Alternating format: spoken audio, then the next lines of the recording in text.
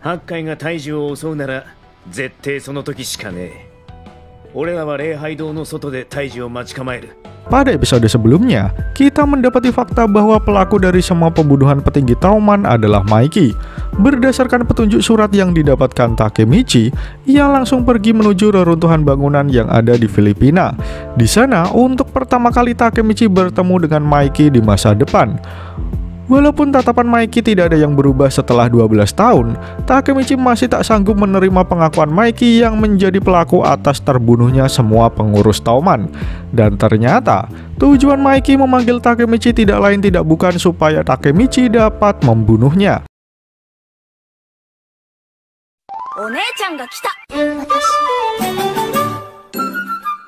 Setelah menyuruh Takemichi untuk membunuh dirinya, Maiki berkata jika ia ingin mengakhiri semuanya, mengakhiri mimpi yang dia inginkan.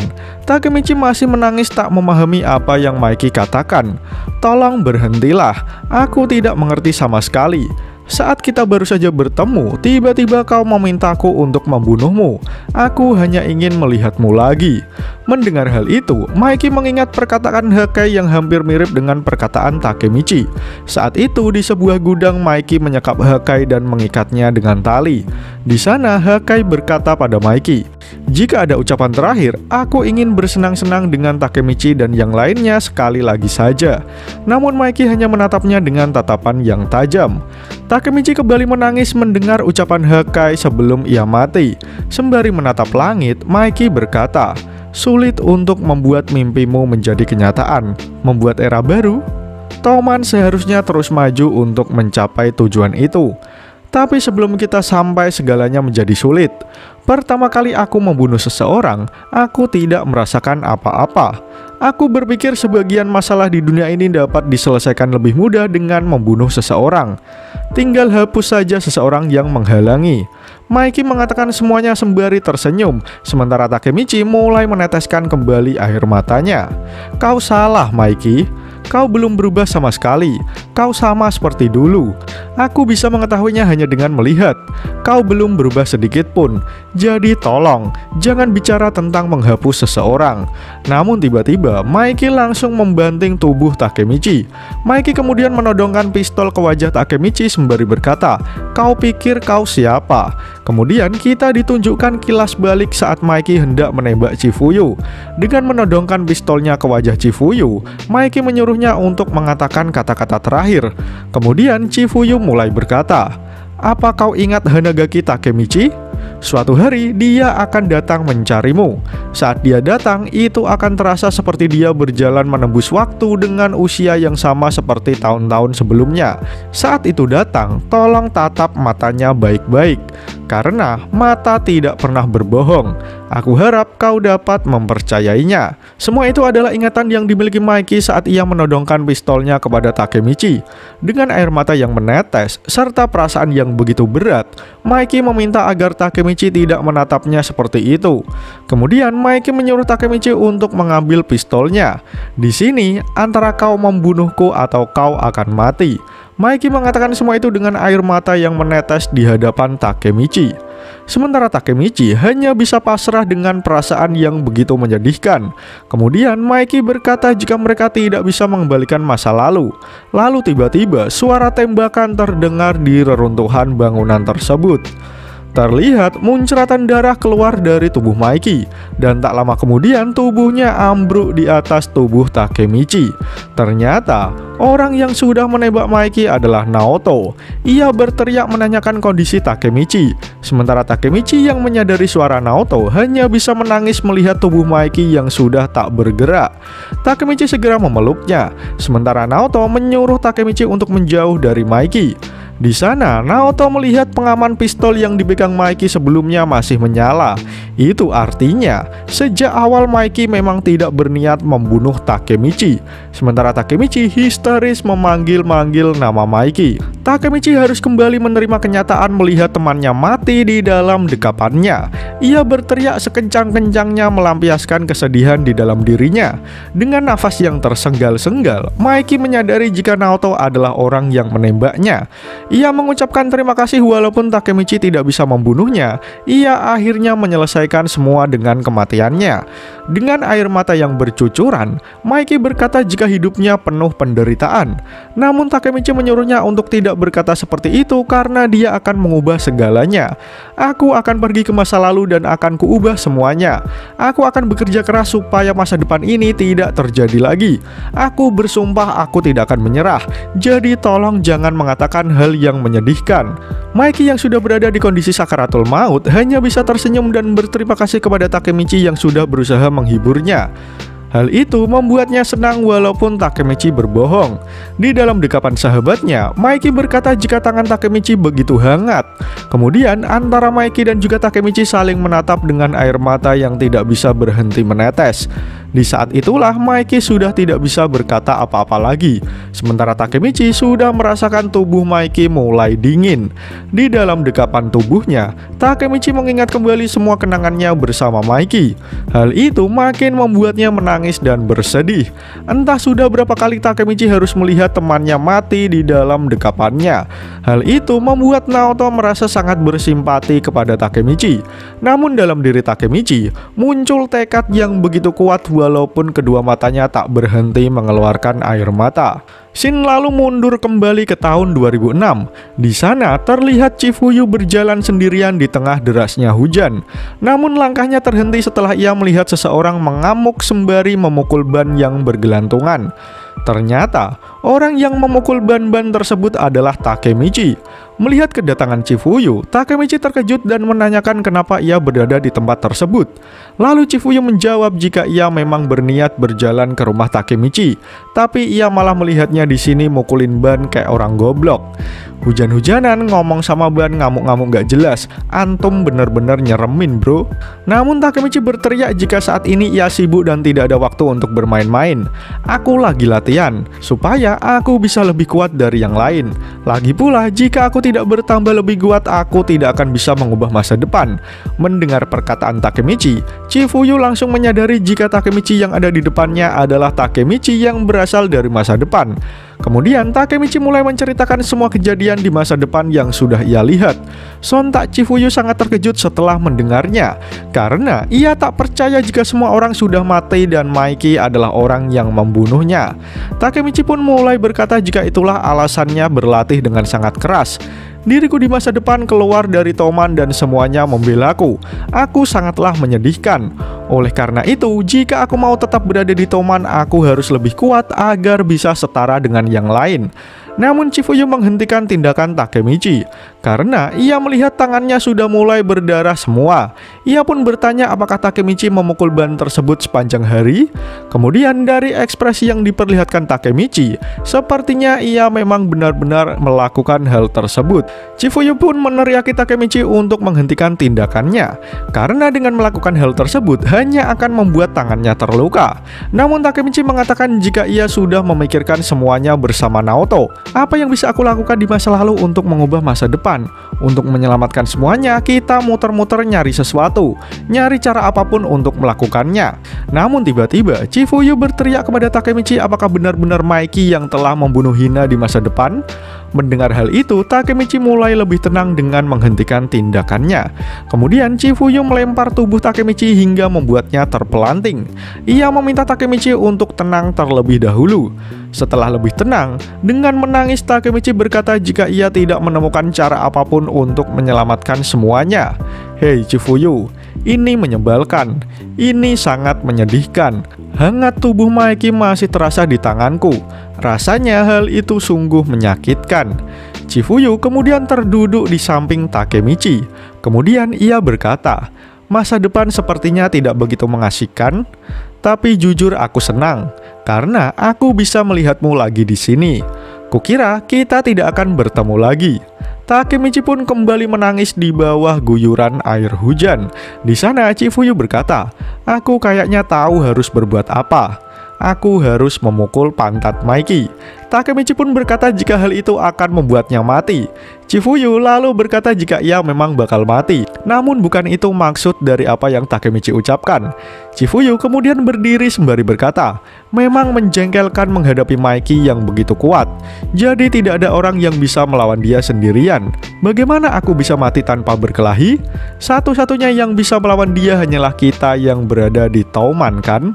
Chifuyu mengatakan semuanya sembari tersenyum kepada Takemichi. Sementara Takemichi hanya bisa melongo mendengarnya. Namun ia lega karena ia tahu ia tidak akan sendirian lagi. Sebelum kalian lanjut nonton, saya mau ngasih tahu dulu. Jadi, saya baru saja membuat channel original yang bertujuan untuk memberi wawasan baru kepada orang-orang yang menontonnya. Karena saya menganggap sebagai wibu kita itu harus tahu hal-hal yang lain juga, supaya ras wibu ini tidak dianggap sebagai ras yang bau bawang. Jadi kalian bisa lihat-lihat dulu channel saya yang bernama Cari Tahu Bersama. Jika kalian suka, silakan langsung di-subscribe saja. Oke, mari langsung saja kita lanjutkan pembahasan videonya. Takemichi dan Chifuyu masih berada di lapangan, namun hujan kali ini sudah berhenti. Di sana, Takemichi berkata, Mikey sangatlah kuat. Ia dapat membunuh siapapun, sementara aku tidak dapat melakukan apapun. Mikey sudah banyak berubah, dia berbeda. Tapi itu tidak benar karena dia adalah temanku. Mikey pernah berkata, dalam hidupku aku telah banyak menderita. Maka jika kau menderita, lawanlah dengan segenap kekuatanmu, dan jangan buat kesalahan. Aku ingin menjadi seperti Mikey. Maka telah kuputuskan, sampai aku menjadi nomor 1 di Touman, aku tidak akan melangkah ke masa depan. Ini yang terakhir kalinya. Aku menyebutnya dengan pembalasan. Kemudian Takemichi pun mengajak Chifuyu pergi dari tempat tersebut. Di sebuah pemandian air panas, Takemichi mulai merasakan sakit dari tangannya. Walaupun begitu, Takemichi mengatakan jika ada sebuah pertarungan, ia ingin sekali ikut serta dan menunjukkan seberapa kuat dirinya, sehingga dia bisa menjadi orang nomor 1 di Touman. Saat sedang keramas, Takemichi bertanya kira-kira apa yang membuat Mikey menjadi seorang pembunuh di masa depan. Chifuyu menjawab jika mungkin saja hatinya tenggelam dalam kegelapan. Apakah itu karena Kisaki? Yang paling aneh sekarang adalah Kisaki dikeluarkan dari Touman.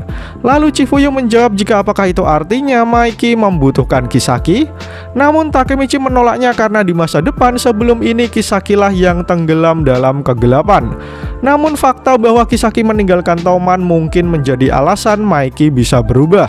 Chifuyu kemudian berkata jika Kisaki pasti mengetahui tentang hal tersebut. Sementara di Yokohama, terlihat seseorang menggunakan seragam geng dengan simbol yin dan yang. Ia berkata jika saat ini dirinya berada dalam tekanan yang sangat kuat jika ia tahu Kisaki dan Hanma datang mengunjunginya. Orang itu adalah bos Tenjiku, Izana Kurokawa. Ia pun bertanya kenapa Kisaki menemuinya. Lalu Kisaki menjawab jika kali ini adalah pembalasannya. Izana pun tersenyum mendengar jawaban Kisaki. Kemudian perang terakhir dan terbesar dalam sejarah Touman akan segera dimulai. Scene menunjukkan akun Takuya, Yamagishi, dan Makoto sedang berjalan-jalan di tengah kota. Namun tiba-tiba bahu Yamagishi ditabrak oleh seseorang. Sontak Makoto dan Yamagishi meneriaki orang tersebut untuk meminta maaf. Namun orang itu malah nyolot dengan gantian meneriaki Makoto. Hal itu membuat Makoto kesal hingga ia berteriak jika mereka berdua adalah anggota geng Touman. Makoto memperkenalkan jika Yamagishi adalah unit penyerang divisi 1 Touman. Mendengar nama Tokyo Manji membuat orang asing tersebut ketar-ketir dan langsung melarikan diri. Namun tiba-tiba dari belakang Yamagishi muncul seseorang yang bertanya apakah mereka berdua benar-benar anggota Touman. Yamagishi pun bertanya ada urusan apa ia menanyakan hal tersebut. Scene lalu berpindah menunjukkan Takemichi dan Chifuyu yang masih bersantai. Di sana Takemichi mengatakan jika ia mempunyai ide yang menarik. Takemichi mengaku jika ia sudah melihat puncak dari dunia berandalan, sehingga ia mengajak Chifuyu untuk pergi. Sesaat kemudian Takemichi dan Chifuyu sudah berada di stasiun Shibuya. Di sana Chifuyu bertanya apa maksud puncak dunia berandalan yang Takemichi katakan sebelumnya. Namun Takemichi malah makin membuat Chifuyu bingung dengan berkata jika ia baru saja melihat penglihatan dari buku yang ada di kamar Chifuyu. Semua kejadiannya terjadi di Kanagawa. Hei Chifuyu, Untuk menjadi berandalan top global, kita harus mengalahkan berandalan di Yokohama. Mendengar rencana Takemichi, Chifuyu langsung memasang ekspresi yang tidak begitu senang. Aku tidak tertarik untuk pergi ke sana dan makan bakpao babi. Jadi aku tidak akan ikut karena itu juga terlalu mahal. Chifuyu lalu mulai menjauh dan berkata kepada Takemichi untuk jangan lupa membawakannya oleh-oleh. Tapi tiba-tiba Chifuyu dipanggil oleh Makoto dan Yamagishi yang sudah babak belur. Sontak Chifuyu bertanya apa yang terjadi pada mereka. Lalu tiba-tiba segerombolan orang keluar dari gerbong kereta dan mencari seseorang. Takemichi bertanya-tanya siapakah orang-orang itu. Tapi tiba-tiba ia dihampiri orang tersebut karena penampilan Takemichi terlihat seperti seorang preman. Kemudian ia menyuruh seseorang untuk membawakan sandranya. Dan ternyata orang yang telah dijadikan sandra adalah Akun. Anggota geng tersebut bertanya kepadanya apakah Takemichi berasal dari Tauman. Sontak Takemichi berteriak memanggil nama Akun. Namun hal itu malah membuat dirinya dalam bahaya karena secara tidak langsung Takemichi mengatakan jika ia memang berasal dari Tauman. Namun tiba-tiba Chifuyu datang dan langsung menendang orang tersebut. Ia langsung menyuruh Takemichi dan Akun untuk lari dari sana. Takemichi pun langsung menyuruh Akun untuk naik ke punggungnya. Kemudian Takemichi lari dari gerombolan geng tersebut dengan menggendong Akun. Chifuyu berteriak jika ia akan segera menyusul Takemichi. Sementara Takemichi sendiri meminta maaf kepada Chifuyu. Dalam pelariannya, Takemichi bertanya apa yang sudah terjadi kepada Akun. Sementara di belakangnya, puluhan anggota geng mulai mengejar Takemichi. Chifuyu yang lengah langsung terkena pukulan dari salah satu anggota geng tersebut. Sampai-sampai ia terpental beberapa meter. Orang tersebut kemudian menyuruh semua anggotanya untuk membunuh setiap anggota Tauman. Sementara Takemichi masih berlari menghindari kejaran dari puluhan lawannya. Kemudian Yamagishi mengajak Takemichi untuk masuk ke sebuah toko. Setelah Takemichi dan Akun berhasil masuk, Makoto langsung mengunci pintunya. Sehingga puluhan anggota geng yang ada di luar hanya bisa marah-marah karena tidak bisa masuk. Kemudian semua orang mulai berlari ke pintu belakang untuk melarikan diri. Lalu Makoto mulai berkata jika semua ini adalah kesalahannya. Mereka adalah anggota geng Tenjiku dari Yokohama. Namun Makoto tidak mengetahui alasan kenapa mereka semua mengincar Tauman. Aku menyebut nama Tauman dan mereka langsung menyerang kami. Akun menjadi umpan supaya kami bisa kabur. Kemudian Yamagishi mengatakan jika ia terpisah dari Takuya saat ia kabur. Sesaat kemudian Akun sudah mulai sadar. Kemudian ia mengatakan jika ada 300 anggota Tenjiku yang datang ke Tokyo. Mendengar hal itu, Takemichi menyadari jika saat ini Chifuyu berada dalam masalah serius. Takemichi kemudian menyuruh teman-temannya untuk lari ke tempat persembunyian Tauman terlebih dahulu, karena mungkin saja di sana ada anggota Tauman yang akan membantunya. Sedangkan Takemichi berlari menuju ke tempat Chifuyu kembali. Terlihat Takemichi sangat khawatir dengan situasi Chifuyu. Sebenarnya Chifuyu menyadari jika geng yang menyerangnya adalah Tenjiku. Namun Chifuyu tetap memaksakan diri dengan menjadi umpan. Ketika Takemichi berlari dengan sangat kencang, tiba-tiba seseorang menahan leher Takemichi hingga membuatnya terlempar. Dengan ekspresi yang menjengkelkan, anggota botak tersebut mengejek kedatangan Takemichi. Di sana, Takemichi dijadikan bulan-bulanan oleh semua anggota Tenjiku yang ada. Tapi tiba-tiba, Akun datang dan langsung menerjang orang tersebut. Takemichi sendiri sangat terkejut dengan kedatangan Akun. Ternyata Yamagishi dan Makoto juga hadir untuk membantunya. Kita sekarang bukan lagi Mijo Mid 5. Kita sekarang adalah divisi 1 Tauman dengan kau sebagai kaptennya. Kau ingin menyelamatkan Chifuyu kan? Jadi jangan bertingkah seperti kami tidak bersamamu. Kami juga anggota Tauman. Kami tidak akan meninggalkan teman kami. 300 bajingan bukanlah masalah. Kami akan membuka jalan untuk kabur. Jadi ayo lakukan ini, Kapten. Namun kondisinya memang tidak menguntungkan bagi Takemichi dan kawan-kawan, sehingga mereka tetap saja babak belur dihajar ratusan anggota Tenjiku. Mereka semua pun berteriak jika sekarang sudah berakhir. Akun dan Yamagishi terlihat sudah mencapai batasnya. Sementara Takemichi bertanya-tanya siapa sebenarnya geng Tenjiku ini. Takemichi merasa jika ia tidak pernah melihatnya di masa lalu. Tapi tiba-tiba Takemichi mendengar suara seseorang yang sangat ia kenali. Orang tersebut adalah Kisaki yang menggunakan seragam Tenjiku. Takemichi pun terkejut melihat Kisaki berada di sana, sementara Kisaki hanya menunjukkan ekspresi yang datar. Di sana, Kisaki menyapa Takemichi dengan memanggilnya pahlawan. Sontak Takemichi menyadari jika itu adalah perkataan Kisaki di masa depan sesaat setelah membunuh Chifuyu. Hal itu membuat Takemichi berpikir jangan-jangan Kisaki adalah... Namun sebelum Takemichi melanjutkan perkataannya, chapter pun berakhir. Menarik untuk menanti bagaimana kelanjutan cerita Tokyo Revengers di chapter selanjutnya. Jika kalian suka dengan pembahasan kali ini, jangan lupa share video ini ke sosial media kalian ya. Atau jika ada request, kritik, dan saran, langsung saja sampaikan di kolom komentar di bawah. Karena kritik dan saran kalian akan membuat channel ini terus berkembang. Akhir kata, terima kasih sudah menonton video ini hingga akhir. Sampai jumpa di video selanjutnya.